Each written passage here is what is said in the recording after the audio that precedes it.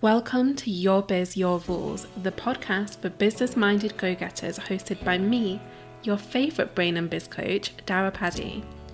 This is the spot for those of you ready to blend heart and head, woo and do, income and impact, change and chill, and so much more.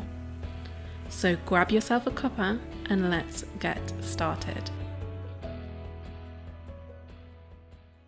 Welcome to episode 208 of Your Biz, Your Rules. In this show, I'm going to be spilling the tea on some of the lessons that I learned the hard way in 2021, but because I also celebrated my 6-year business anniversary last week, there's something else I want to do too. After being in business for 1 year, I wrote a blog post listing out the big lessons I'd learned in those first 12 months. I haven't revisited that post since, but I thought it would be fun to react to what I shared there and see if my more experienced, more jaded self has anything else to add. So I haven't really prepared for this. I haven't reread the post. I've just got the link here. So I'm going to be doing this in real time with you. Hopefully it doesn't blow up in my face, but let's get to it. So, a year in business, the review. And if you are interested in reading that original post, I'll pop the link in the show notes for you.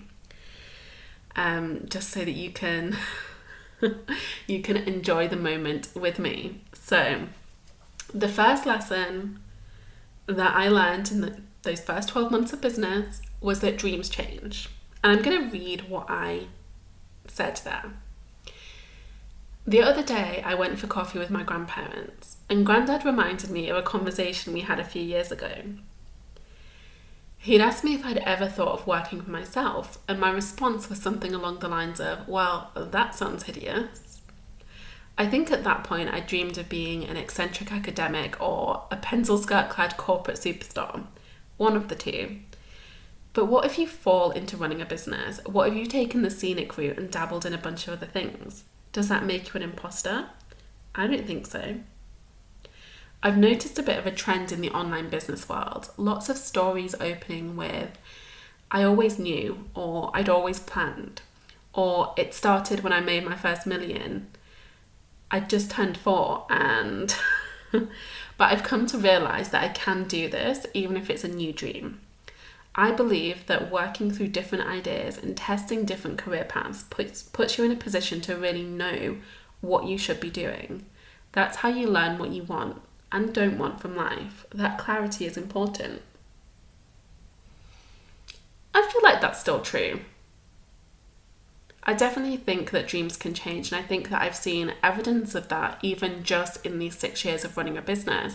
If you listened to the episode where I brought the podcast out of retirement, episode 201, then you hear me talk about the fact that I started my business doing one thing and now I'm doing something totally different.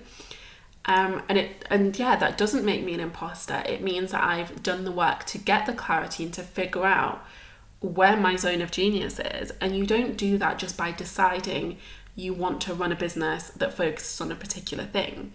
It's not a conscious choice, it's something you learn through experience and through embodiment and all of that stuff. So I think this lesson still stands. Let's move on to lesson number 2. Time is sacred. What did I have to say on that? Working from home is in no way means that all time spent at home is free for business consumption. Boundaries are key, and so is downtime. From the get-go, I've been pretty strict about my working hours, not because I'm some kind of organisational ninja, but because I know the temptation of a Netflix binge. Also, I really struggle to get stuff done after the fella gets home, so I structure my work time around that. The unbeatable side effect is that I've given myself all this extra time to read brilliant books and explore my many creative hobbies. In addition to set working hours, I've added another layer of structure to my days. Through the magic of Google Calendar, I've segmented my time into themed blocks, which I then allocate specific tasks to. Above all else, this helps me stop trying to do too much in a single day or week. Also, it prompts me to take regular breaks, something I never did before. How cute. How cute. So obviously I'd just discovered calendar blocking, And this was, God, this is such a long time ago. This was before I started overworking. This is before I really burned myself out with my client work. So it's quite funny reading this and going back to a time when I thought that I'd mastered time management and boundaries and all of that stuff. Little did I know what was coming. It's almost like I've come full circle with this now, because now I am back at a place where I feel very set in my working hours. I feel like I've got a lot of space in my life. I feel like I do get to read the brilliant books and explore the creative hobbies. But for that big chunk of time in the middle, this was not the case. And I think like an additional lesson to add here would be that we're never done. Like there's always more of this stuff to work on. And in addition to that, we can't get complacent. So while we might feel good in the moment about things like working hours, we have to stay on top of our thinking, because otherwise we can very easily slip into bad patterns and bad habits. Okay, lesson number 3, isolation kills. So dramatic. When you start working for yourself, you know it's going to be isolating, but somehow it still came as a surprise to me. I've managed to find a place where I feel much more connected, but it takes some planning. The first step was to get a dog. So this week also marks the 1-year anniversary of having this girl in my life. And then I embedded a few pictures of my stunning pup, Rosalie. Oh, she's so cute. So cute. Oh, look at those eyes. Mm-hmm. The second step was to add a bunch of stuff to my calendar, and I mean that literally. I have reminders set up for all of these. So daily, I had a morning check-in with my biz bestie. So we swap playlists and share our to-do list for today. An evening dog walk with Jason, sacred family time. Weekly, had a Monday morning Skype with my accountability buddy. Slack chats and quick catch-ups with each of my clients. Phone calls with my grandparents and sister. And then monthly, I had lunch with a real in-person friend, dinner with the future in-laws, and American Horror Story and pizza with my 2 closest friends. It's a careful balancing act of introversion and anchoring myself to the real world, but it works. Well, that didn't last long. Again, I think it's really cute that I thought I had all of that stuff figured out after the first year. A lot has changed since then. I mean, I do still have my gorgeous doggy Rosalie. I also have 2 others now as well. So we have 3 collies in this household, which definitely stops me from feeling too alone. But a lot of the daily, weekly and monthly things that I'd made so set in stone are no longer there. They are no longer a thing for me. One thing that I will say is that my daily morning check-in with my bestie Tara is still a thing. In fact, today we did just swap playlists. So that's still going strong. That's something that's still working. The evening dog walk with Jason. Well, Jason and I actually broke up a while ago, almost 3 years ago. God, that's a long time ago. So yeah, we no longer go on a dog walk together. The Monday morning Skype with my accountability buddy, that doesn't happen anymore. Slack chats and quick catch-ups with each of my clients, that doesn't happen anymore because the way I work is very different. So previously, because I used to provide services in behind the scenes in other people's businesses, I was in all of their Slack channels and I used to check in with them every day. That doesn't happen now that I'm doing full-time coaching. I do have Voxer check-ins every single week with my clients, and sometimes that trickles throughout the week, but it's not the same daily anchoring of communication. And then phone calls with my grandparents and sister are much more sporadic. Monthly lunch with a real in-person friend doesn't happen anymore. It probably only happened for that first year, if I'm being completely honest. Most of my in-person friends, it's not that we've fallen out, but we've just drifted apart, because when you run your own business, you develop very different interests, and then when they go and do their own thing, they develop different interests, and you just don't always stay as connected. It is what it is. And then with pandemic stuff, like you get out of the habit of seeing people so regularly. Dinner with the future in-laws, well, it would be weird if I still went for dinner with them every month, given that Jason and I are no longer together. So yeah, that doesn't happen anymore, and neither does American Horror Story and pizza with my two closest friends, because, like I said, pandemic, and then also I can no longer have gluten, so pizza is an issue now, which is sad. The next lesson on the list: you're still raw cookie dough. Gold star to anyone that picks up on that reference. Obviously, it's a Buffy reference. All of my references are Buffy references. When you do a particular thing and you do it well, it's easy to think you have all the knowledge you need, but you don't. Nobody is ever fully baked. There are always new things to learn and new experiences to be had, and keep evolving always. On the flip side, it's easy to use learning new things as another source of procrastination. Implement every lesson you come across and you'll go far. I think this is something that I still keep front of mind, because I will always be committed to learning and evolving and really developing my mastery so that I can provide the best level of service and support to my clients. But you do need to bring an element of discernment to that too, because it's so easy to learn to the detriment of implementation. And I think we can very easily get into those habits just because there are so many options for us to dive into. There are so many courses, so many programs, so many opportunities to learn new things, and they all sound great, they all sound exciting. So it can be a slippery slope.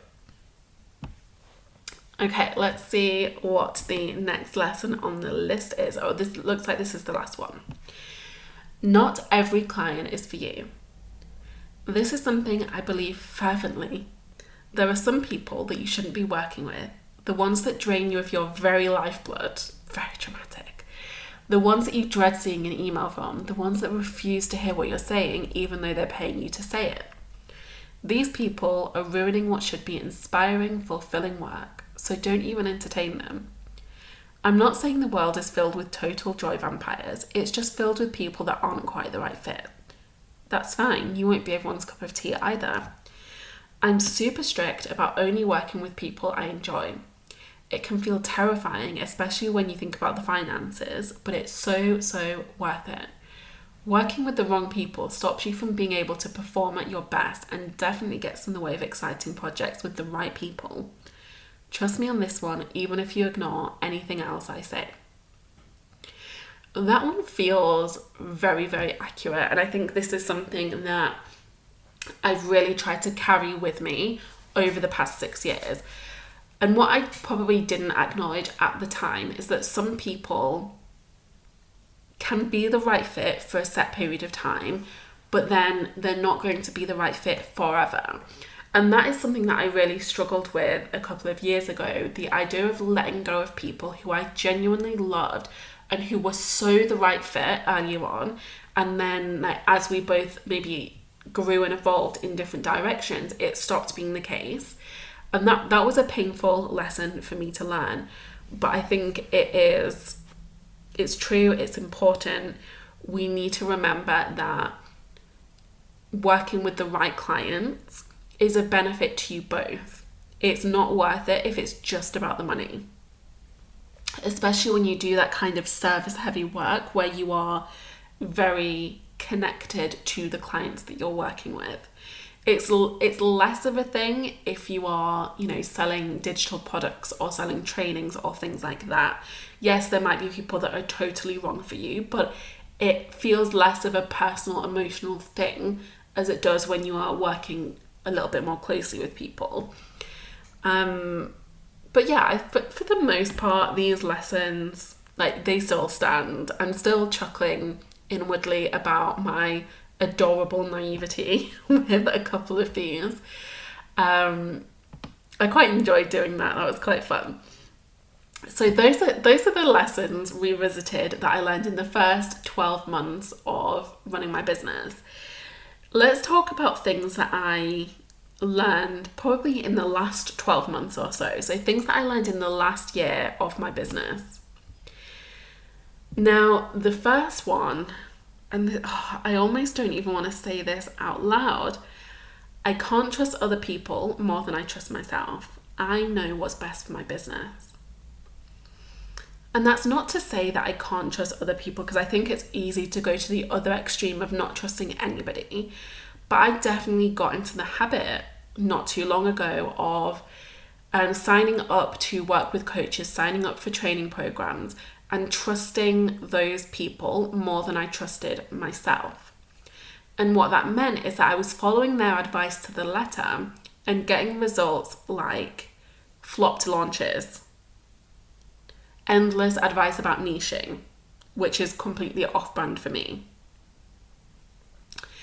One program, I signed up for a 12-month program, and about 10 months in, the coach said, "You're a business coach, right?" Like, I worked with someone for 10 months without them even actually remembering what I did. And when you have experiences like that, it makes you realize I'm the one that's committed to this business. Like, I am the one that is going to be here until the end. So I have to trust my own ideas. I have to trust my own feelings, because nobody will ever know my business the way that I do. And that's, like I said, that's not to say that you cannot trust people that you hire or other people you work with, but you can't trust them instead of trusting yourself. It has to be as well as. And this whole experience of just everything getting burned down in flames by following this advice that felt plain wrong is what inspired me to really create and embody the Unshakeable business method. And that's what I'm going to talk to you about some more, probably in next week's episode. Yeah, next week I will do an episode all about the Unshakeable business method, because this is something that really helped change the game for me. Really helped me develop that sense of self-trust and actually see the payoff of my action. And this is kind of connected to the next lesson, which is nobody is as invested in my business as I am. And I hate this about the industry. Because I'm not really like that with my clients. Yeah, like, I can't care more than they care, because I can't drag them over the finish line, but I can be in it with them. And I've definitely had experiences of people really seeming to care during the launch process. So while they're selling to me, they are so caring and so there and so in it with me. But then as soon as they have my money, they're less bothered. They're way more hands off. And that's something that I've really had to come to terms with over the past year. And it could be that maybe I've just chosen some of the wrong people. But it could be that I had expectations that weren't really fair. I can't expect everybody to be the way I am. And I think sometimes I do have a tendency of doing that.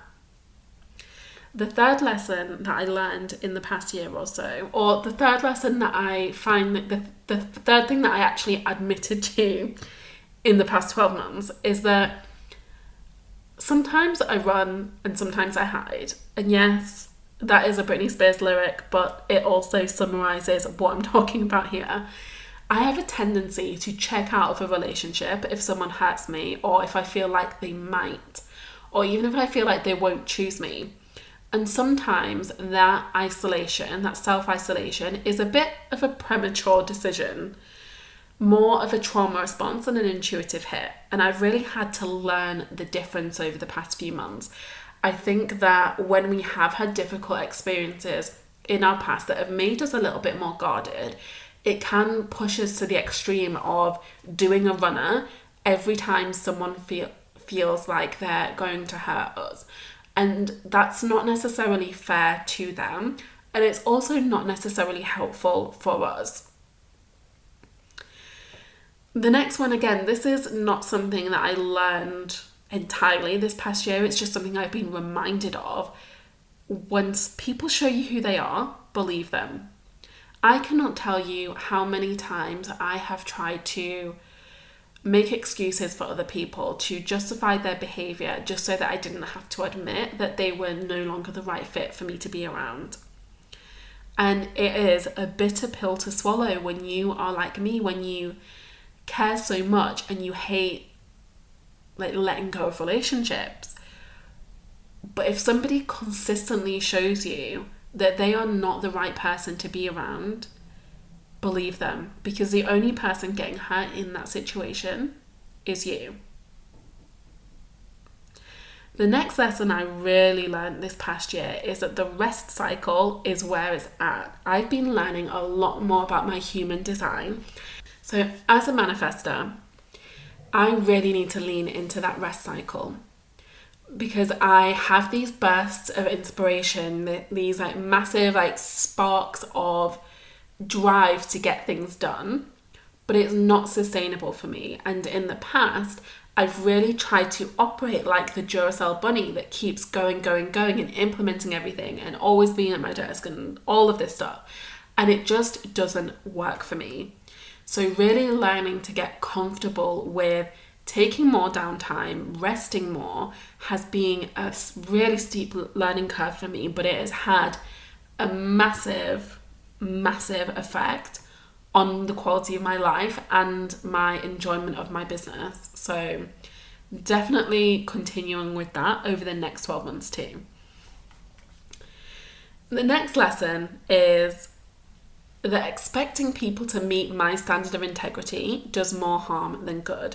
In fact, expecting people to meet any of my standards does more harm than good. Especially if I don't communicate it to them.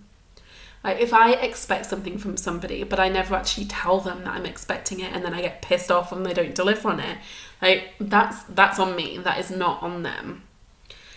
I need to learn to walk away, because the frustration that comes with this unfulfilled expectation does not do me any good. I think a lot of us have that childhood wound of feeling like fairness and justice is everything, but that can also be really, really maddening. So in like releasing the expectation that you put on other people is such a power move. And I like honestly just use things like cord cutting to do this. So instead of imagining myself cutting the cord between me and another person, I'll imagine myself cutting the cords between me and the expectations that I've set. Whether they are expectations of others or expectations of myself, the technique still works. And then last but not least, a lesson that I don't want anybody to ever forget is people are paying attention even when it might not seem like it. Over the past year, I've had people sign up to work with me who I never even considered would be interested, because I didn't even know them. There are people who have been, so one person was, she said that she'd been lurking on my email list for since 2017, So she had never responded to anything, we'd never had a conversation, nothing. And then she signed up for my highest ticket coaching program and paid in full. Like, I would never have imagined that to be a thing that happens. And then there was somebody else who, she came on a sales call with me, and she mentioned this post that I wrote like 4 years ago that really made a difference to her. Like, I have no memory of this post that I wrote, but it made such a difference to her and changed her life so profoundly that she signed up for Unshakeable Business Academy.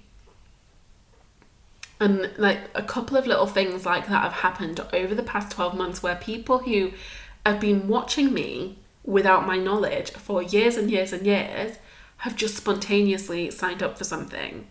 And that can happen. So even if it feels like you are shouting into the void, just remember that you genuinely never know who is paying attention and whose life you will change with that piece of content. So there you have it, the many, many lessons that I have learned since starting this business 6 whole years ago. There are probably more than this, but in the spirit of keeping this at a reasonable length, we'll end it here. So your challenge for this week, your action step for this week, is just just to spend a few moments reflecting on what you've learned over the past 12 months. And bonus points if you share one of those big lessons over on Instagram. Don't forget to tag me in that so I can come leave you some love too. Now, spoiler alert for our next episode, as I mentioned earlier, I'm going to be sharing a full overview of the Unshakeable business method, which is the system I teach every one of my clients. So I will see you then. And this seems like an appropriate time to mention that I'm going to be creating a mini course where I teach you how to implement the Unshakeable business method in your business, and I will work with you to make it work for you. I've actually decided to make this available for free. And I know that is wild, it's crazy. I know I'm going to hear people telling me that it's a poor strategic idea, but I'm going to do it anyway. So if you are interested in signing up for that, take a peep at the show notes and you will find the link right there. Okay? Now make sure you hit subscribe if you don't want to miss me talking more about the Unshakeable business method next week. I will see you then. Thank you for listening to Your Biz, Your Rules. I know that we all like to listen to podcasts, watch videos, read articles or books or posts on Facebook and not really do anything with that information. So I want to challenge you right now. I want to challenge you to take something from this episode, anything, and use it to spark action. Use it to activate some kind of change in the way you work and the way you live. Do yourself this service today and tell me all about it on Instagram. Hop over, shoot me a DM or share an Instagram story showcasing what action you are taking thanks to this episode. And of course, do all of the usual things. Subscribe, leave a review, let me know how much you love the show, and I will be back with you next week.